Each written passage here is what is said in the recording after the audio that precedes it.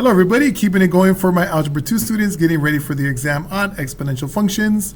We're going to use the graph above. We're going to leave this in fraction form to determine what factor the price of a car, it looks like, I think we did this earlier, is going to reduce after 2 years. So by what factor? Now we're trying to figure out 24,500, that number right there, times how much will give me 18,972 because we're looking at the span of 2 years. So to find that number, we just divide the 18,972.80 divided by 24,500. So we jump over to our decimals calculator. He typed it in there for us. We did the division, and we end up with the number 0.07744, or in fraction 4, 242 over 3,125. So by what factor did we decrease after 2 years? And that was 242 divided by 3,125. Okay, so that's the number that we're multiplying by to go from one price to the other price after 2 years. What about after 6 months? What would that be? Well, to figure that out, I have to figure out how many times does 6 months fit into 2 years, and that would be, notice, 4 times. 1, 2, 3, 4 times. So it would be the same growth factor, but 242 over 3,125.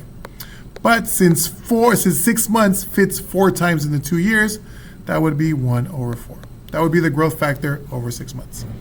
Now, if we write an equation expressing the price of the car, we'll use our same formula, initial term times growth factor to the power x. But we are doing this in terms of year, so per year. Per year. And we have to ask ourselves, we did a growth factor for 2 years. And how many times does 1 year fit into 2 years? That would be twice. So our growth factor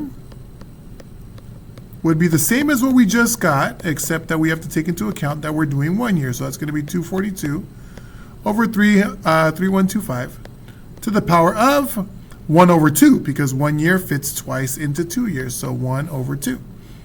Then we're going to write our function, which is going to be f of y, I believe we're doing years, is equal to initial amount, which is 24,500. Times 242 over 3,125, our growth factor, to the power of 1/2, but I'm going to combine the 1/2 with the x. That's going to give us x over 2. Okay, so that is our function, 24,500 times 242 over 3,125 to the power of x over 2. Thanks for watching. We're almost there. See you in the next one.